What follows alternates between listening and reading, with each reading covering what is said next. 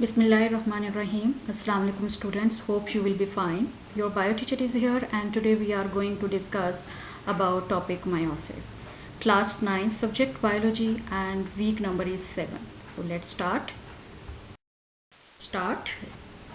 These are the objectives. You will be able to define meiosis, list down phases of meiosis, describe different phases of meiosis. You will be able to identify significance of meiosis, like why is it important, and then you will be able to illustrate phases through diagram. You will be able to compare and contrast mitosis and meiosis. So I will revise the topic mitosis side by side meiosis, right? Because before that you have discussed about mitosis, and mitosis occurs in somatic cells, and in which the one cell will be divided into two daughter cells with same number of chromosomes. In mitosis, same number of chromosomes is transferred from parents to the new cells, new daughter cells, right? And meiosis, the second name of the meiosis is also reduction division, because that phase occurs in germ-line cells. It's very important for the reproduction, because this form of cell division by which gametes with half the number of chromosomes are produced. Diploid mean that total number of chromosomes which will be reduced, and one diploid cell will basically produces 4 haploid cells with 2 successive divisions, right? And meiosis is sexual reproductions. There are 2 types of divisions. First of all, there will be meiosis 1, and then it will lead toward meiosis 2. First of all, one diploid cell will be divided into 2 haploid cells, right? And then those 2 haploid cells will further divided into 4 haploid cells through meiosis 2. Meiosis 1 is different from mitosis, but meiosis 2 is similar to mitosis, right? And basically that division occurs in both types of gamete cells. Like in human body, we will take the example of human cells. So this division will also occurs in male gonads, like in the male reproductive cells, as well as in female reproductive cells, right? So that division is very, very important, and this division occurs in germ-line cells, which is very, very important to maintain the number of chromosomes in next generation.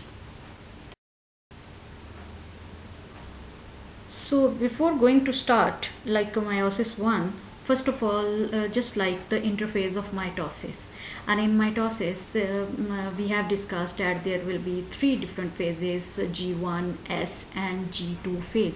In G1 phase, because interphase basically it's a preparatory phase, where there is a preparation, like there is a growth in the cell size, where there is a increase in the number of organelles, where there is a increase in the supply of the protein, where there is a formation of the enzymes for the duplication of the chromosomes as well. There is also very important, like in the S phase, duplication of chromosomes is occurred, and in G2 phase there is a preparation of the protein which is used for the formation of spindle fibers in prophase 1. So interphase 1 is exactly like the interphase of mitosis. Clear? And next, that how many phases in meiosis 1. So first we will discuss about meiosis 1. There are 4 different phases of meiosis 1, like mitosis. Mitosis is also divided into 4 different phases. So meiosis 1 is also divided in 4 phases, right? 4 phases. So what are the names? Because it's a meiosis 1, so we will use prophase 1. So when there will be a question, you have to write about prophase 1.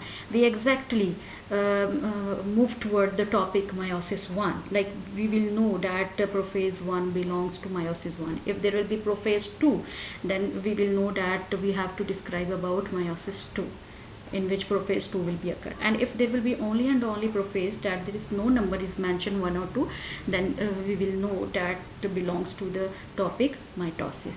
So there are 4 different phases: prophase 1, metaphase 1, anaphase 1 and telophase 1. And these 4 stages basically are known as karyokinesis. In the previous topic you have discussed that the division basically consists of 2 phases: karyokinesis, where there is the division of the nucleus, and then there will be cytokinesis, where there will be the division of cytoplasm. So first we have to discuss about the prophase 1.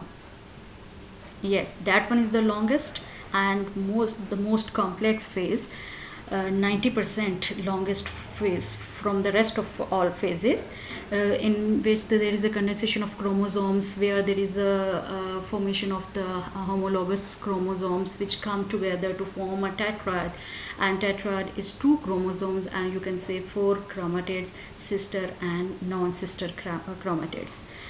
This phase is known as synapses.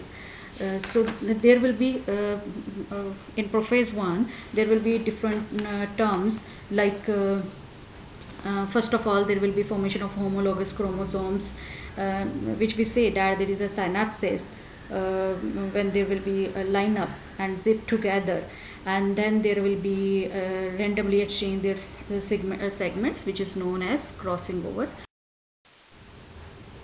Now you will say that how there will be synapses, like pairing. You can see that there is a pair of chromosomes, blue and red color, and you can see that this homologous pair of chromosomes is called tetrad, one from the parent and one from the male parent and one from the female parent, from the mother and father. And you can see that the chromosomes, chromatids which belong to this, which attach with the same centromere, are known as sister chromatids. And these chromatids of both homologous chromosomes are non-sister for each other, right?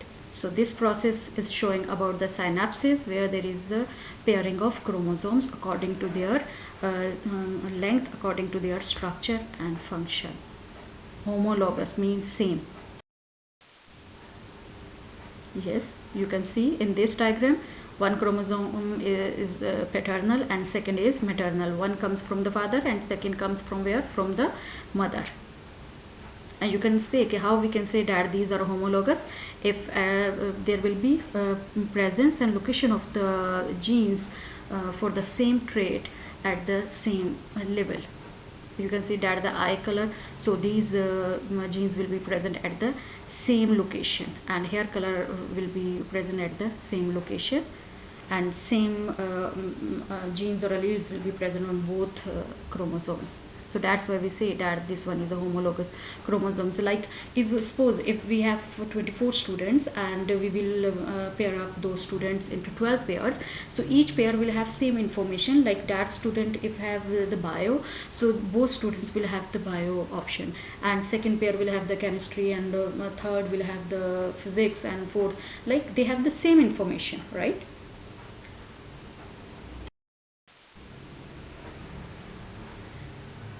Next, there is a crossing over.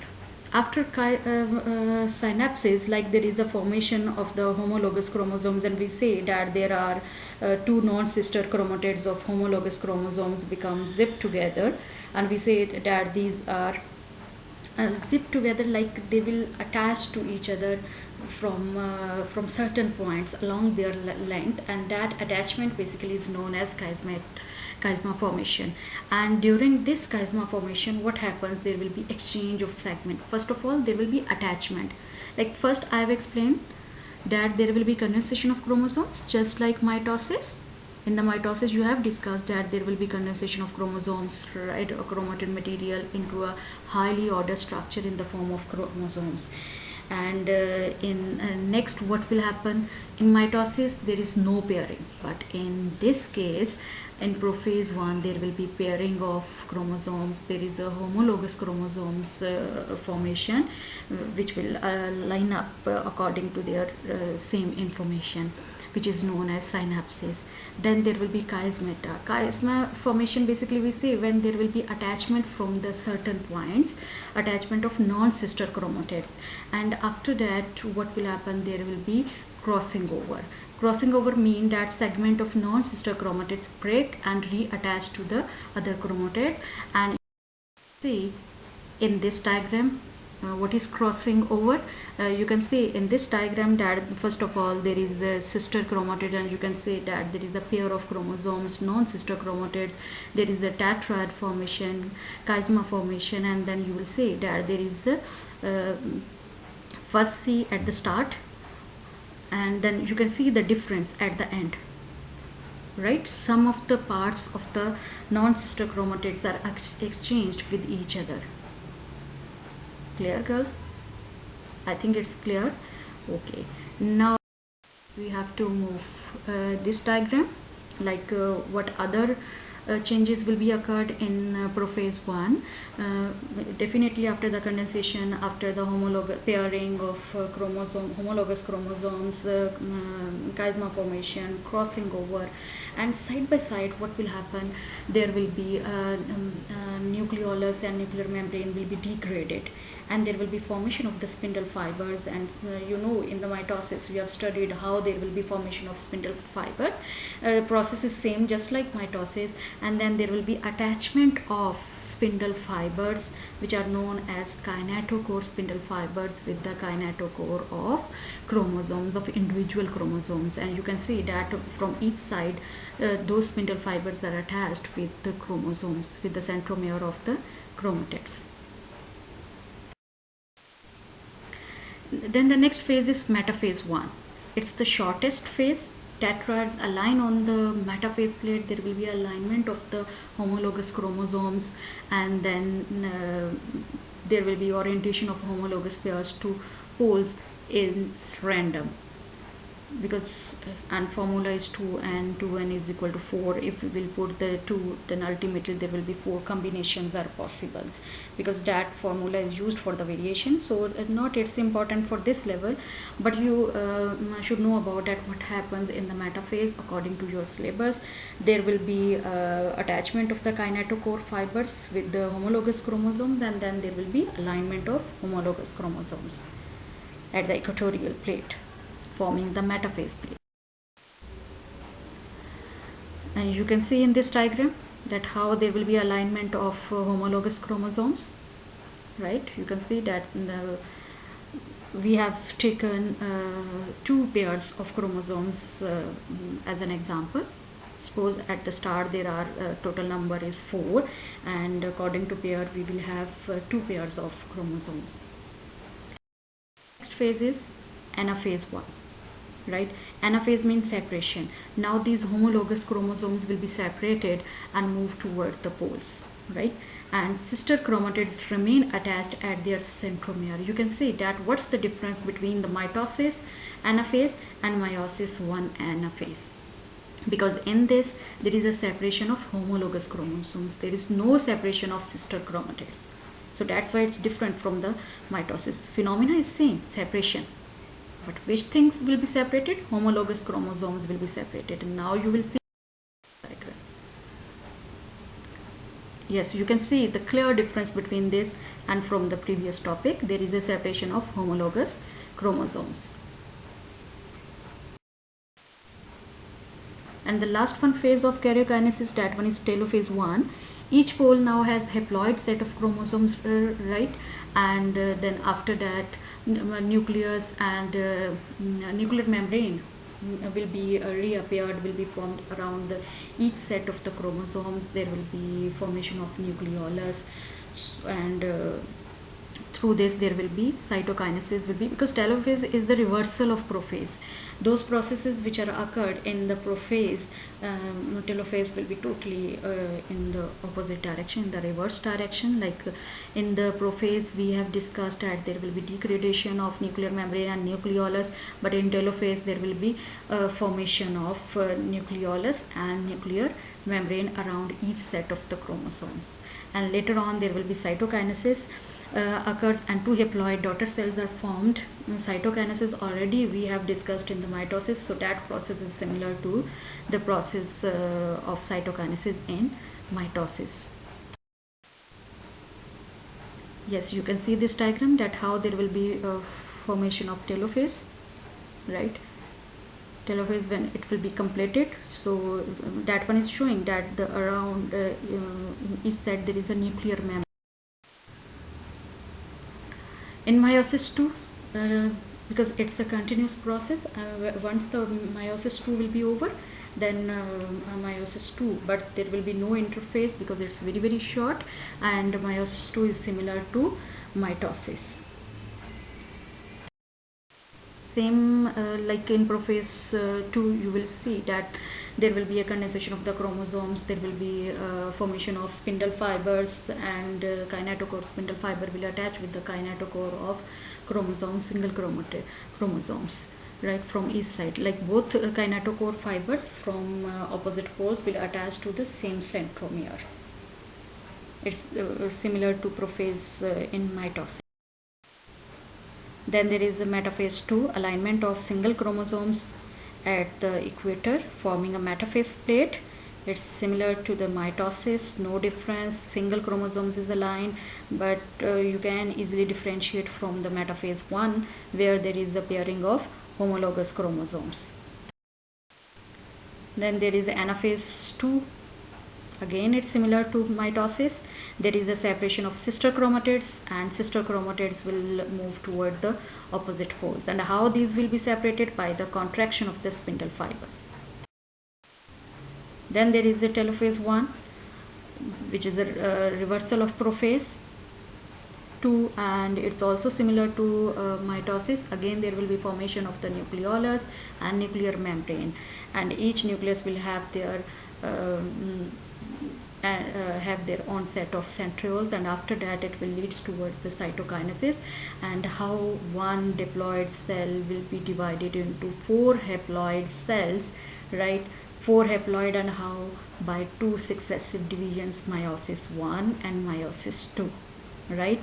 One diploid cell produces how many? 4 haploid cells, I mean half number of chromosomes will be reduced, right. And you know that meiosis term, basically the meaning of the meiosis, which comes from the Greek word meion, meaning to make smaller, right. It results in reduction in chromosomes numbers, and that process was discovered by German biologist Oscar Hartwig in 1876, right.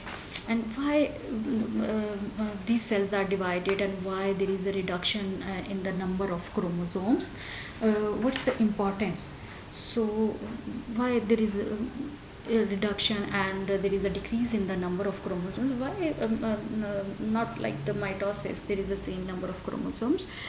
So let's move to discuss about the significance of